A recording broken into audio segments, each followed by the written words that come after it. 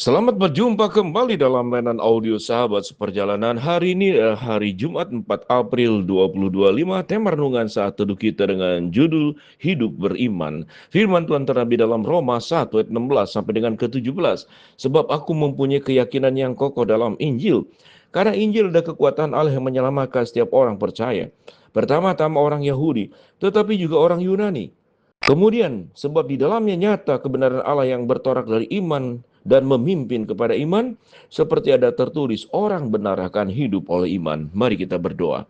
Bapa yang di dalam sorga, biarlah kami boleh belajar tentang makna iman yang sesungguhnya, tidak dengan cara yang salah pemahamannya, namun dengan cara yang benar. Dalam nama Tuhan Yesus kami berdoa, amin. Shalom sahabat seperjalanan yang dikasihi Tuhan. Apa yang dimaksud dengan iman? Iman adalah segala sesuatu yang kita lihat, dan iman adalah segala sesuatu yang tidak bisa kita lihat, dan iman adalah segala sesuatu yang di luar pemikiran dan kemampuan manusia untuk memahaminya. Itu yang disebut dengan iman. Karena iman itu jauh lebih tinggi daripada pemikiran manusia. Karena iman itu jauh lebih tinggi daripada apa yang bisa dilihat oleh mata. Karena iman itu jauh lebih tinggi daripada apa yang bisa didengar oleh telinga. Karena iman itu jauh lebih tinggi daripada apa yang bisa dijangkau, dibuktikan oleh tangan-tangan kita. Itulah iman. Iman sesuatu yang lebih besar daripada penglihatan. Bahkan iman itu lebih besar daripada pembuktian-pembuktian sains untuk membuktikan berbagai macam ilmu pengetahuan yang sesungguhnya semuanya membutuhkan kajian-kajian akademis. Tetapi iman melebihi kajian akademis.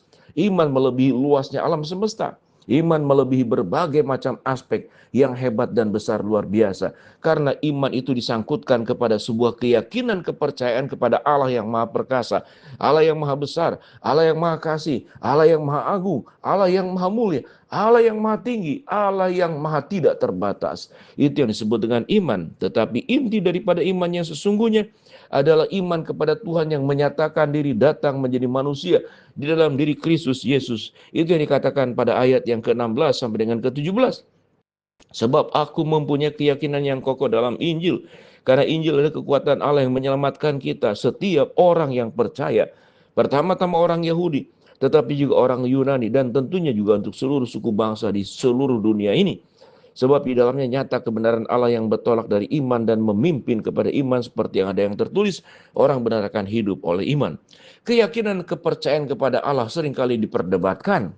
Orang beriman, bagi mereka yang orientasinya kepada logis, yang sifatnya akademis, maka berjuang untuk membuktikan Allah. Ada sebuah keyakinan bahwa riset dan penelitian untuk membuktikan keberadaan Allah itu, kemampuan mereka jauh lebih tinggi daripada Tuhan itu sendiri. Sementara kalau kita jujur boleh mengatakan Tuhan yang tidak terbatas, Tuhan yang maha besar, manusia yang terbatas dan manusia yang banyak kelemahan, bagaimana mungkin sesuatu yang terbatas dan banyak kelemahan kemudian bisa mengurai sesuatu yang tidak terbatas, yang lebih besar, lebih agung daripada keberadaan manusia? Maka ini adalah kajian akademis yang sangat sederhana yang kita bisa pahami bersama. Sehingga tidak mungkin kajian manusia, pemikiran manusia, sekalipun logika berpikir itu adalah anugerah yang Tuhan beri kepada kita untuk kita pakai. Akal budi ini tidak bisa kita buang sedemikian rupa. Tapi kebesaran Allah itu melebihi akal budi. Keagungan Allah itu melebihi segala macam yang kita bisa pelajari secara keilmuan. Karena Tuhan itu jauh lebih tinggi daripada ilmu.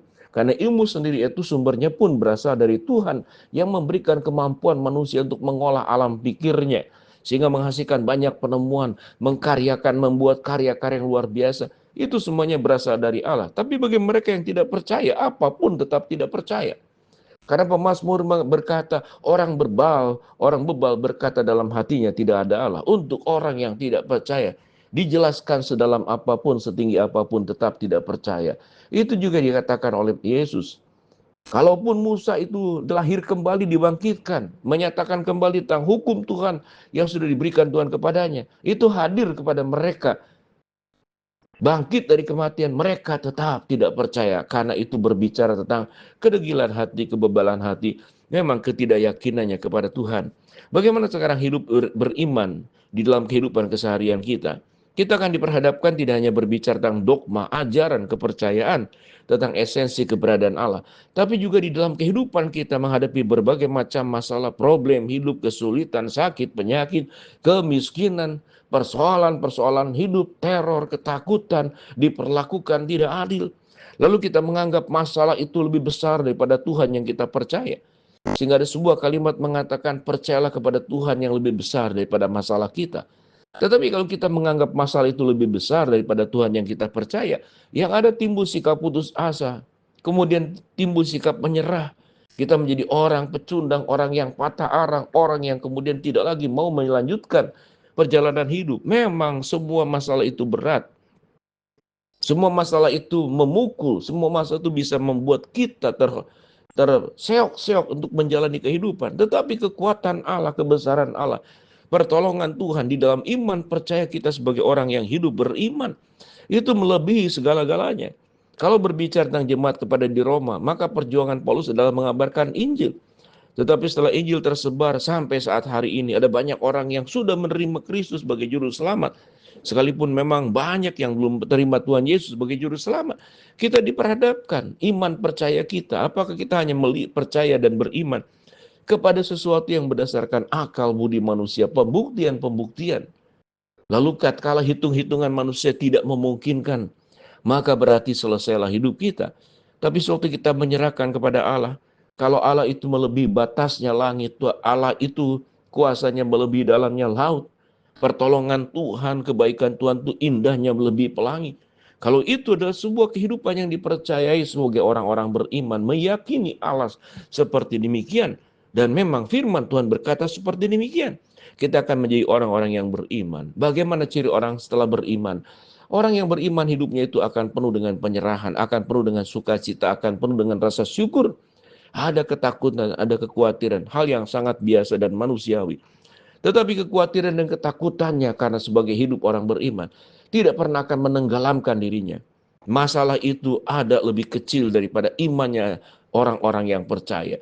Karena mempercayai bahwa Tuhan yang kita sembah yang ada dalam hidup kita, yang memimpin kita, yang menyertai kita adalah Tuhan dan Allah yang akan sanggup menolong kita melewati berbagai macam cobaan sebagaimana dalam 1 Korintus 10 ayat 13. Pencobaan yang kamu alami adalah pencobaan biasa yang tidak akan melebihi kekuatanmu. Nah, kalau kau dicobai, maka Allah setia dan adil. Maka Tuhan akan memberikan jalan keluar, menolong, menopang, menguatkan kita untuk kembali mampu dan sanggup berdiri, berjalan melewati kehidupan. Sesulit apapun, seberat apapun, Tuhan akan menyelesaikannya. Dan kita perlu bersandar, lakukan bagian kita, Tuhan akan melakukan bagiannya. Tidak ada perkara yang mustahil bagi manusia, mustahil di hadapan Allah, tidak ada yang mustahil. Semua perkara akan dapat kutanggung bersama dengan Tuhan. Biarlah sahabat perjalanan menjadi orang-orang yang terus bersandar dan berserah kepada Tuhan. Biarlah air mata keputusasaanmu itu diubahkan menjadi pengharapan iman yang tebal kepada Allah yang kita percaya. Engkau tidak dibiarkan sendirian. Tuhan hadir, Tuhan ada menyertai engkau, menguatkan engkau, menopang engkau. Dan tidak akan membiarkan engkau jatuh terpelecok sampai engkau tidak sanggup lagi berdiri. Engkau akan menjadi orang-orang pemenang menjalani hidup yang sulit ini dengan pertolongan dan kekuatan Tuhan. Mari kita berdoa. Bapa yang di dalam surga, hamba berdoa buat sahabat seperjalanan yang sakit, Tuhan yang Maha sembuhkan. Sahabat seperjalanan yang sedang menghadapi masalah, Tuhan bukakan jalan. Sahabat seperjalanan yang sedang berdoa mengharapkan sesuatu, Tuhan kabulkan dengan cara dan waktu Tuhan yang terbaik. Di dalam nama Tuhan Yesus kami serahkan agar kami menjadi orang-orang yang hidup beriman, mempercayai Allah sepenuh-penuhnya. Dalam nama Tuhan Yesus kami berdoa. Amin.